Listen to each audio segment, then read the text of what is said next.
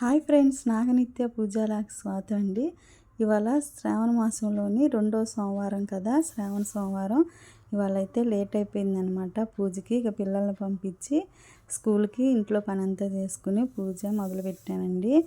ఈరోజు కాస్త లేట్ అయిపోయింది పూజ.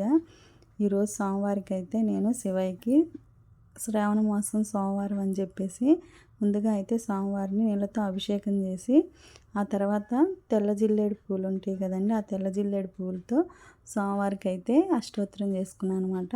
మనం శ్రావణ మాసంలో అయినా కార్తీక మాసంలో అయినా ఒక్కసారైనా శివయ్యకి ఇట్లా తెల్ల జిల్లేడు పూలతో అష్టోత్తరం చేసుకోవడం వల్ల ఇంట్లో అష్టైశ్వర్యాలు అనేవి ఇంట్లో కూడా బాగా కలిసి వస్తుందంట. ఆ లక్ష్మీదేవి కటాక్షం మనకి కలుగుతుందనమాట. అందుకని చెప్పేసి మనకి ఎప్పుడన్నా ఒక్కసారైనా సంవత్సరంలో దొరికినప్పుడు ఇట్లా తెల్ల జిల్లేడు పువ్వులతో ఈ 2 మాసాల్లో ఎప్పుడైనా ఒకసారి శివయ్యకి ఇట్లా పూజ చేసుకోవడం వల్ల మనకి మంచి జరుగుతుందండి.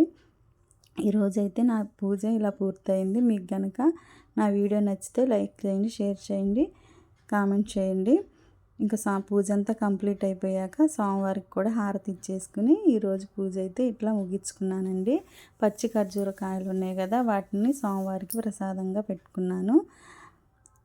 అందరూ బాగుండాలి, అందులో మనం ఉండాలి.